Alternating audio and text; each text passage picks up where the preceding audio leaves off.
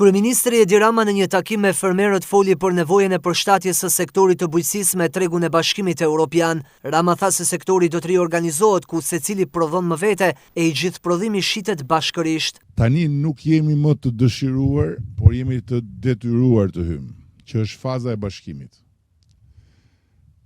E bashkimit që bën fuqinë, jo ashtu siç thonë qyrykët që vinë vërdall për të hedhur balt mbi çdo gjë, pra jo si kooperativat e dikushme, por si kooperativat e Bashkimit Evropian. Bashkimi Evropian funksionon me kooperativa, por ndryshe nga kooperativat e komunizmit, në kooperativat e Bashkimit Evropian, secili prodhon më vete dhe të gjithë shesin bashkë. Ka që thjesht është kjo punë. Duke shitur bashkë,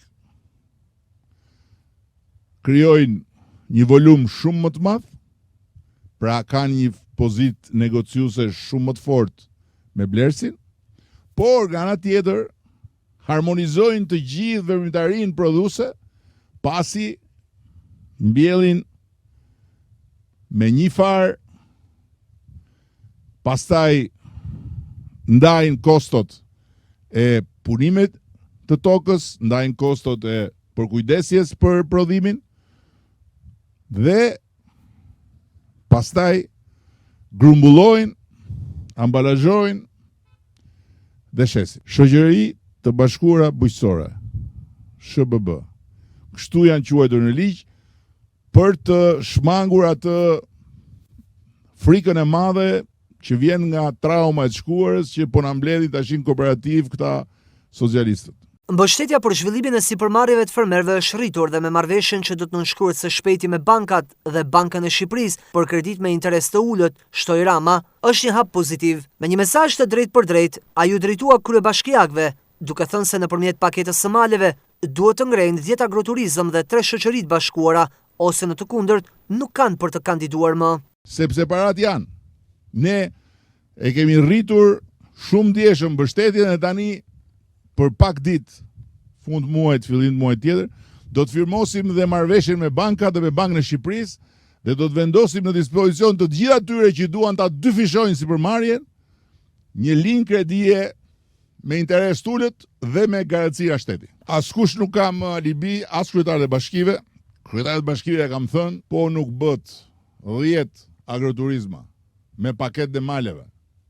10 agroturizma dhe 3 shoqëri të bashkuara, as mos hajdeni fare të pretendoni të kandidoni më, sepse bashkit nuk janë vetëm shtro rrugë, vër drita, pastro plera, edhe në fshat pastro kanale.